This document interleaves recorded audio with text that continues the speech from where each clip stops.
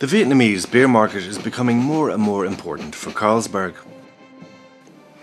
This fact was underlined during the recent Danish state visit to Vietnam, where Queen Margrethe turned the sod at the beginning of the second phase of the expansion of Carlsberg's Phu Bai Brewery, producer of both Huda beer and Festival beer.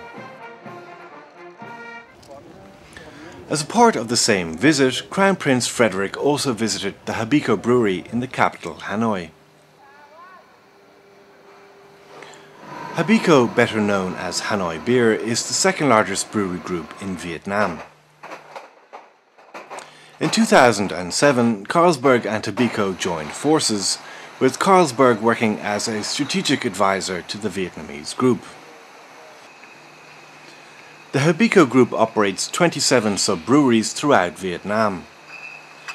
Beer production in 2010 is expected to be about 605 million litres. Habeco exports its products to the United States, the Netherlands, Russia, Japan, Taiwan and South Korea. Carlsberg and its partners are now rapidly expanding their activities in Vietnam. The reasons for this are clear, says Denmark's Crown Prince Frederik. Some people in Denmark say we don't have champagne in Denmark, but beer is Danish champagne.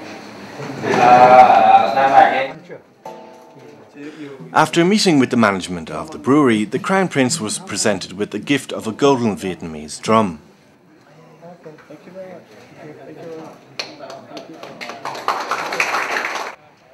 Afterwards, a tree was planted before the Crown Prince was given a tour of the brewery.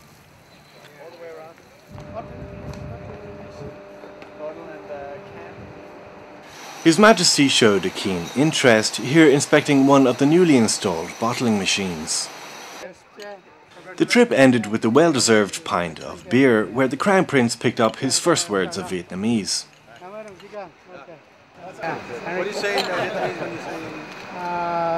Xin mời. Xin mời. Xin mời. There's another word.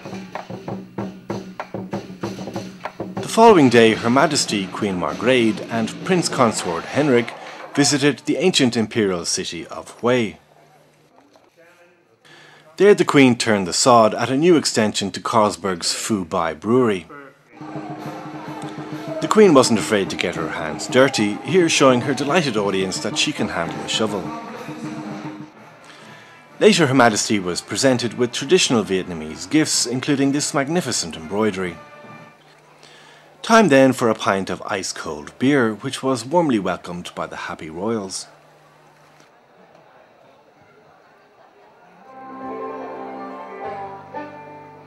The day ended with a traditional Vietnamese show, which was a great success despite the monsoon rains. Paul Krogsgaard Larsen, the head of Carlsberg's board of directors, accompanied the royal party in Hue. The market is now, especially the beer market in Vietnam, is most interesting and most challenging. And this is a market which is growing very rapidly in these years. And we have throughout Vietnam, especially in the northern part of Vietnam, a number of joint venture collaborations with the local governments or the government in Vietnam.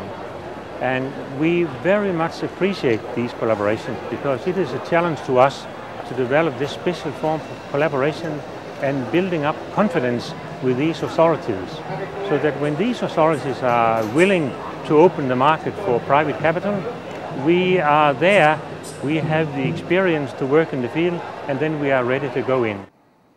The factory in Hue will soon be one of the most advanced centres of beer production in the world. The aim is to achieve this goal with a relatively small investment of money by using it in the most cost-effective way possible.